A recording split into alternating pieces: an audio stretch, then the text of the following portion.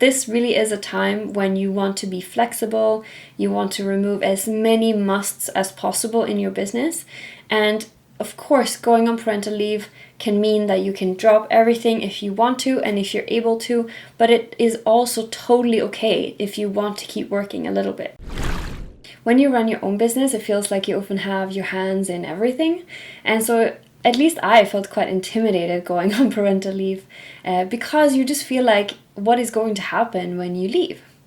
And the best thing you can do is to prepare a little bit in your business, both mentally and very much practically, for what's going to happen when you go on parental leave.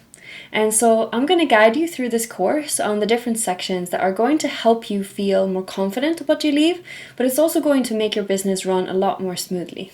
We're going to cover everything from how responsive you should be when you're away, how to plan your finances, and what to expect from parental leave. Obviously, this is very personal, but I'm going to share a little bit of my personal tips. I hope that this course will take a little bit of the stress away and will help you feel empowered and excited about going on parental leave, because it really is one of the most amazing experiences that you can have. The first thing we want to do when we're planning our parental leave is to think about what we want our ideal days to look like while we're actually away. So what is a typical day in terms of a schedule, the types of things you'll be doing? What does that look like? And before I went on my parental leave, I thought, I don't want to answer a single email. I don't want to be thinking about work at all. But that also made me stressed because I felt like I have to prepare all the stuff beforehand. In reality, what happened was there was kind of two sections. So the first section was the first 6 weeks when I was home with my baby. And in that time, it really was a few emails, but really quite focused on being home, taking care of my baby, recovering, getting to know each other. But after the 6 weeks, we were able to fall into more of a routine. And then I actually felt a little bit excited to start getting back to some work. So think about yourself and think about how you like to structure your day. If you feel like I just want to focus on recovery and getting to know my baby, that is perfectly fine. Then that's what you should do. I found that while I was feeding my baby, so breastfeeding or bottle feeding doesn't really matter, you have a bit of free time to answer emails or get some inspiration or just check in with your team if you want to. So if you feel like I don't want to completely disappear, those times when you're feeding your baby is a good time, I find, to kind of wedge in a little bit of time for work. Another thing is that in the beginning, babies will sleep a lot, and you should also sleep a lot because you're going to be very tired. But you also have the opportunity, if you want, to plan in for a little bit of time of work if that's something that you want to. The reason you want to start with this is I think that rather than trying to fit in the work that you want to accomplish into your parental leave, you want to start with what you want your parental leave to look like, because that's going to reduce a lot of the stress that you might be feeling. Make sure that you are also realistic and kind to yourself when you're making these decisions, because you don't want to feel like, oh, it's okay, I can just wedge in some extra work that I'm maybe not super comfortable with, but it's good for finances if you don't absolutely have to. So try to think about giving yourself a little bit of extra wiggle room, because it is very different from everything else maybe that you've gone through. This is a time when it's not just a mental change, but it's also a physical change, and you've gone through a pregnancy or your partner has gone through a pregnancy and you maybe need to support them. So this is a time when I think be kind to yourself is a good advice.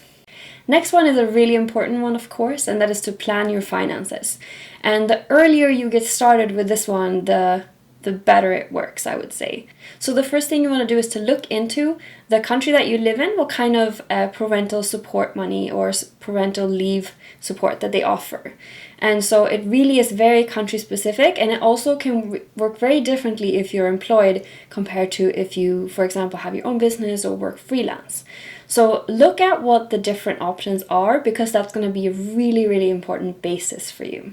For me and my husband, they were basing our parental leave on our past year's salary, and so you get a percentage of that.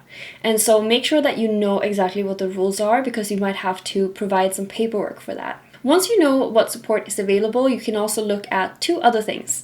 The first one is your own budget and see if there's anything that you don't necessarily need that you can cut to make a little bit of extra space and wiggle room. And the third one is, of course, to think about how much money you need to save. So if you feel like the money that you are getting from support or the money that you could take out as salary from your own business is not going to be quite enough while you're away, saving is a really, really important step to make sure that you have that cushion to feel calm and relaxed while you're away. And so the first thing you want to do, of course, is look at how much money you need every month. And again, look at what is necessary versus what is perhaps a luxury. And it can be a good idea to start cutting those things a little bit earlier just to get into the habit and testing of what it feels like. Because we're also thinking about your business, we want to think about if you're going to keep working for all of your clients while you're away, you might want to have a think about if you need to hire someone. And if you need to hire someone part-time or full-time, you need to budget for that as well. So if you already know the person, then you can, of course, budget for that right away. If you don't, it can be a good idea to start getting some quotes from people so that you get an idea of how much it would cost you to hire help. To make sure you can fully relax while you're away and make sure that everything is running smoothly and you don't have to think about it, the next thing we want to do is to make a list of everything, and I mean everything, get really granular, that has to be done in your business on a daily basis, a weekly, a monthly, as long as you're going to be away. So if you know that you're going to be away for 5 months or 9 months or a year and a half, make sure that you think about everything that has to be done during that time. What is necessary and what do you want to keep doing, and what is something that perhaps you can put on the back burner. So think about all the different things that have to be done. And because this is such a giant task, the way I did it was I kind of started to think about my business in terms of different departments. So what do I need to do for accounting? What do I need to do for marketing? What do I need to do for client work if I'm going to keep any of that up? So think about your business in terms of different departments. And here are the typical departments that people usually have in their business. And so make sure that you think about exactly the different things you need to do and also how much time you need to have for each of those things. Once you know everything that needs to be done, you can try to set up as much of that preparation now, and you can start to automate things as much as possible. So for example, marketing. If you're posting to social media, you might be using a tool like Later, for example, to schedule your social media posts. If you, before you go on parental leave, can make a bank of posts where you can schedule them ahead of time and they will all be posting as you're away, doing completely different things. And all you have to do if you want to is to do a little bit of perhaps answering comments or interaction when you have time. That is something that is going to take a lot of stress away. Similarly, you can set up messages for your email client where you get a response that you're on parental leave and you'll answer, a little bit perhaps slower than normal. So all these different automations that you can set up to prepare for when you're going to be away. If you decide that there are certain tasks that you just cannot be working on while you're away, you need to start finding the team members that you either need to hire or work with on a project-by-project basis on as a freelancer. So finding the right people and then setting up the right communications with them to make sure that they have understood exactly what they need to do and they have an easy way to ask you questions, contact you, and keep you updated on the work. A really big benefit of doing this ahead of you going on your parental leave is that you'll be able to give them a little bit of a briefing or training or even run them through some projects before you actually go away. So this is a great way to have that connection and make sure they get all of their questions answered so that they can do the best job possible for you. When it comes to communication, I suggest having some form of a project management tool where you can collaborate. So you can add in all the different tasks as you're doing that when you're planning the different pieces of work that need to be done. But you can also have it for, let's say, answering questions or having access to login information or just the day-to-day running of the business. Some different ones that I recommend are Notion. Notion is really good because it's kind of like a wiki for your business. So you can set up like information for emails to all the different clients. You can set up information about them, what the briefs are for the different projects. You can set up contact information to yourself, or you can set up login details, everything that you need, so that it's something where people really have access to everything they need in one place. If you're already using a tool like Asana or Trello for actually creating communication with your clients, I suggest keeping that as well, and you can even integrate your new team into that. And of course, you can use chat ones like Slack, for example, to have that kind of instant communication if you're not a big fan of email. For some people, this is the way that I did it. I decided to still manage all of our client work, but have a little bit of help from freelancers to actually do some of the, let's say, mood boarding or concepting. And I would just, give them the brief, talk to the client, and then have that back and forth communication a little bit over email. And then once something came in, I would polish it up a little bit, package it, and send it to the client. So it took a lot of work off my hands that freed me up. And this is something that I started doing after that kind of 2-month mark for me.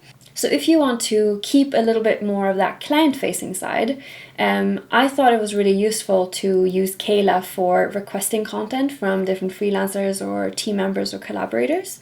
This is where you can set up requests for the different files or pieces of content that you need and set a deadline so that you know that, okay, maybe a week ahead of time, I will have everything I need to put this together and send it to my client. I built Kayla for exactly situations like this, where you have, different people involved in a project and you just want it to run as smoothly and automatically as possible. So I really do give a tip about checking that out.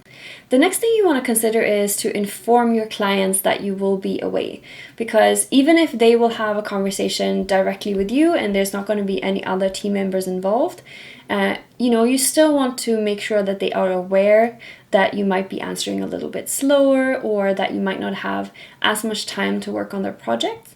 So if you're taking on any new work, I suggest already informing them that you will be going on parental leave.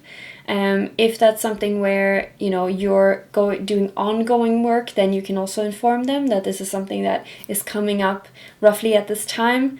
And it does bring me a little bit to a point of you do have to have some flexibility in your schedule, because yes, you have a due date for when the baby should come, but of course this is quite a range. So it can be weeks early, it can be weeks late. So make sure that you have a little bit of that preparation set up before you actually need it. This is a great time to answer all of their questions. They might wonder about your availability or if you should pause the project. And so this is where you want to have that open communication so that they're not sending you lots of emails and wondering why they're not getting quick responses, and then being surprised that, they didn't maybe know that you were going on parental leave. Having that two-way, really clear communication is always going to build much better relationships with your clients. So before we finish, I wanted to just say that this really is a time when you want to be flexible, you want to remove as many musts as possible in your business. And of course, going on parental leave can mean that you can drop everything if you want to and if you're able to, but it is also totally okay if you want to keep working a little bit. This is much more about your personal preferences, unless it's purely financial. Having work or something that is contact with other adults, where it's not just, baby focused, is something that can actually feel quite refreshing for you sometimes. So give yourself a lot of flexibility. Don't count on having to do a lot of work, but allow yourself to do it if it's something that makes you feel good. This is something where there's no judgment, there's no right or wrong. You just have to set up the practical details so that, those things work well for you in the business. But there really isn't anything of how you have to do it to, do right by your baby or by you. So just make sure you plan for what works for you. For the class projects, I would like you to create a checklist of the things that you would like to prepare from now until you go on parental leave. So I've given you some different inspiration, and there is a worksheet that you can download. It's below this video. Thank you so much for watching. Congratulations on having a baby soon. And I really hope that this helps you feel a little bit calmer and more just purely excited about dropping a little bit of your business for a bit. Best of luck with everything, and thank you so much for taking this course.